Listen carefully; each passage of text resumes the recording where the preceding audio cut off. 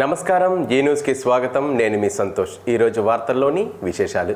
మీకోసం పేరుతో ఈ నెల 24 నుంచి ప్రజా సమస్యల పరిష్కార వేదిక ఫిర్యాదుల స్వీకరణ కార్యక్రమం జరగనున్నదని జిల్లా రెవెన్యూ అధికారి ఎం గణపతిరావు తెలిపారు. సోమవారం ఉదయం 10 గంటల నుండి జిల్లా పరిషత్ సమావేశ మందిరంలో ప్రజా సమస్యలపై ఫిర్యాదుల స్వీకరణ కార్యక్రమం నిర్వహిస్తామని అన్నారు. ఇకపై ప్రతి సోమవారం ఫిర్యాదులు స్వీకరించి వాటికి సత్వర పరిష్కారం చేపడతామని చెప్పారు. ఈ ఫిర్యాదుల స్వీకరణ కార్యక్రమానికి సంబంధిత శాఖల అధికారులు తప్పక హాజరు కావాలని అన్నారు. ఈ ఏడాది ఖరీఫ్ సీజన్లో విత్తన కొరత లేకుండా చేయటమే తమ ప్రథమ కర్తవ్యమని శ్రీకాకుళం జిల్లా విత్తనాభివృద్ధి సంస్థ కేంద్రం మేనేజర్ పి బాలకృష్ణ అన్నారు. శ్రీకాకుళంలో మీడియాతో మాట్లాడుతూ గత అనుభవాలు దృష్టిలో పెట్టుకుని నాణ్యమైన విత్తనాలు సరఫరా చేస్తున్నామని చెప్పారు. శ్రీకాకుళం జిల్లాకు ఈ ఏడాది 36,000 మెట్రిక్ టన్నుల వరి విత్తనాలు పంపిణీ చేయుటకు సన్నాహాలు చేస్తున్నామని అన్నారు.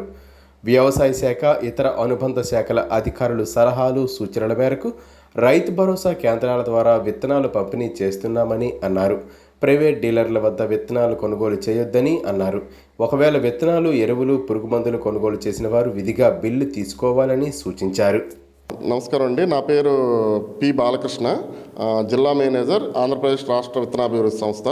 ఇప్పుడు మన శ్రీకాకుళం జిల్లాలో వ్యవసాయ తాలూకా విత్తన డిస్ట్రిబ్యూషన్ అనేటటువంటిది మొదలైంది.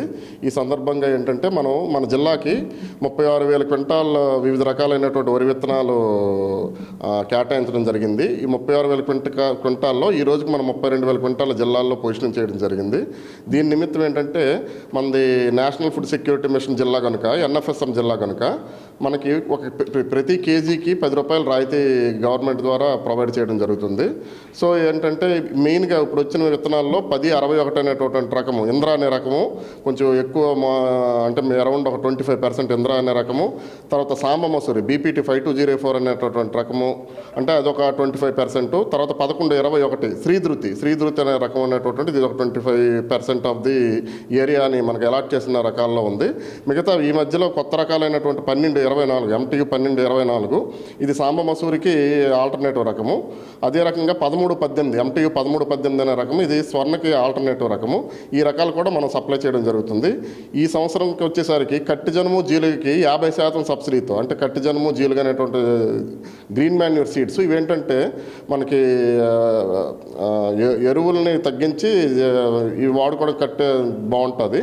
సో దానికంటే 50% సబ్సిడీలో, అంటే కేజీ 88 రూపాయలు అండి అది కట్టి జనుము, జీలుగు ఫుల్ కాస్ట్. అందులో 44 రూపాయలు రాయితీ ప్రభుత్వం కల్పిస్తుంది. ఇంకా 44 రూపాయలు రైతు చెల్లించి తీసుకుంటే దానికి మనకేంటంటే భూసారం కూడా బాగా పెరుగుతుంది. అదే రకంగా మన వరి విత్తనాలకి ప్రతి కేజీకి 10 రూపాయలు, అంటే మన ప్యాకెట్కి మనం అరౌండ్ సాంబ మసూరి 1224 25 కేజీల ప్యాకింగ్లో మనం ఇవ్వడం జరుగుతుంది. మిగతా రకాలన్నీ 30 కేజీ ప్యాకింగ్లో, అంటే ఒక ప్యాకెట్కి 300 రూపాయలు సబ్సిడీ ఉంటుంది. ప్రతి ప్యాకెట్కి కూడా 300 రూపాయలు అనేటటువంటిది సబ్సిడీ ఉంది. అలాగే సాంబ మసూరి 1224కి 250 రూపాయలు సబ్సిడీ అనేటటువంటిది ఇవ్వడం జరుగుతుంది. కింద సంవత్సరం కూడా, అంటే మనం ఇప్పుడు ఏంటంటే లాస్ట్ టైం చూసిన బట్టి ఇప్పుడు చూసుకుని బట్టి మనం 31,000 క్వింటాళ్ళు మనం సప్లై చేశాము. ఈ సంవత్సరం 36,500 క్వింటాళ్ళు ప్రతిపాదించడం జరిగింది. దానికి తగ్గట్టు విత్తనాలన్నీ కూడా సంసిద్ధత ఉంది. ప్రత్యేకంగా చూసుకుంటే మన ఆంధ్రప్రదేశ్ రాష్ట్ర విత్తనాభివృద్ధి సంస్థ శ్రీకాకుళంలో మన రైతుల ద్వారా, మన జిల్లాలో ఉన్నటువంటి, కాకపోతే మన కంబైన్డ్ శ్రీకాకుళంలో ఉన్నటువంటి జిల్లా ఉన్నటువంటి రైతుల ద్వారా మనం ఇక్కడే మన విత్తనాలు అరౌండ్ 11,000 క్వింటాలు మన శ్రీకాకుళంలో ఉత్పత్తి చేయడం జరిగింది. మిగతావన్నీ కూడా ఏపీ సీడ్స్ తణుకు, విజయనగరము, శ్రీకాళహస్తి, వేరే జిల్లాల నుంచి కూడా సేకరించి పొజిషన్. అరసవల్లి సూర్యనారాయణ స్వామిని భక్తులు ఆదివారం పెద్ద ఎత్తున దర్శించుకున్నారు. స్వామికి ఇష్టమైన రోజు కావడంతో ఇతర జిల్లాల నుంచి సైతం పెద్ద సంఖ్యలో భక్తులు తరలివచ్చి మొక్కులు చెల్లించుకున్నారు. భక్తుల కోసం ప్రత్యేక దర్శన ఏర్పాట్లు, మౌలిక సదుపాయాల చర్యలను ఆలయ ఈవో ఎస్ చంద్రశేఖర్ చేపట్టారు. ప్రత్యేక అలంకరణతో స్వామివారి దర్శనానికై అంతరాలయంలో ప్రధాన అర్చకులు ఇప్పిలి శంకర్ శర్మ ఆధ్వర్యంలో చర్యలు చేపట్టారు. భక్తులకు ప్రత్యేక విశిష్ట దర్శన మార్గాల ద్వారా స్వామిని దర్శించుకున్నారు. భక్తులు కేశఖండనశాలలో తలనీలాలు, మొక్కులు చెల్లించుకోగా ఆరోగ్యం కోసం సూర్య నమస్కారాల పూజలు చేయించుకున్నారు. ఒక్క రోజులో వివిధ దర్శనాల టికెట్ల ద్వారా 6,09,300 రూపాయలు పూజలు విరాళాల ద్వారా 95,201 రూపాయలు, ప్రసాదాల విక్రయాల ద్వారా 2.72 లక్షల మేరకు ఆదాయం లభించినట్లు ఈవో చంద్రశేఖర్ వెల్లడించారు. శ్రీకాకుళం నగరం పెద్దపాడులో కొలువై ఉన్న అప్పన్నమ్మ తల్లి దేవాలయంలో ప్రత్యేక పూజలు నిర్వహించారు. అమ్మవారికి వేకువజాము నుండి అభిషేకాలు, ప్రత్యేక పూజలు, ఆలయ అర్చకులు నిర్వహించారు. ఉత్తరాంధ్ర జిల్లాలతో పాటు పక్కనే ఉన్న ఒరిస్సా ప్రాంతం నుండి ఆలయానికి వచ్చి భక్తులు దర్శించుకున్నారు.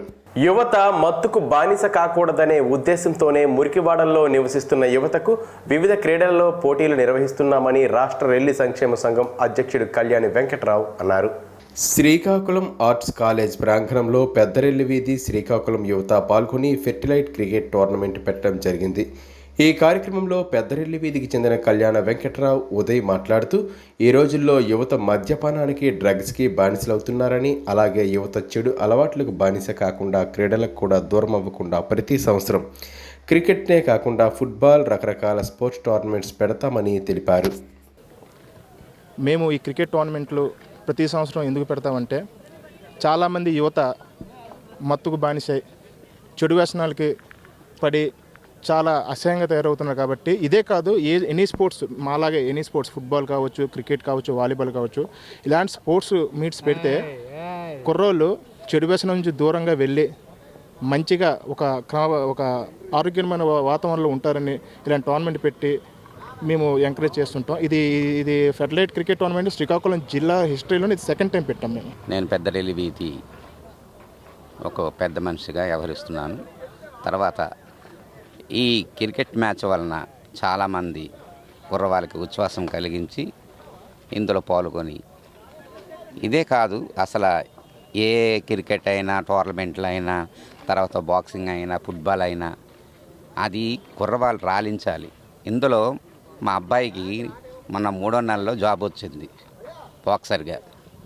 అంటే ఆయన గోల్డ్ మెడలిస్ట్ యూనివర్సిటీ.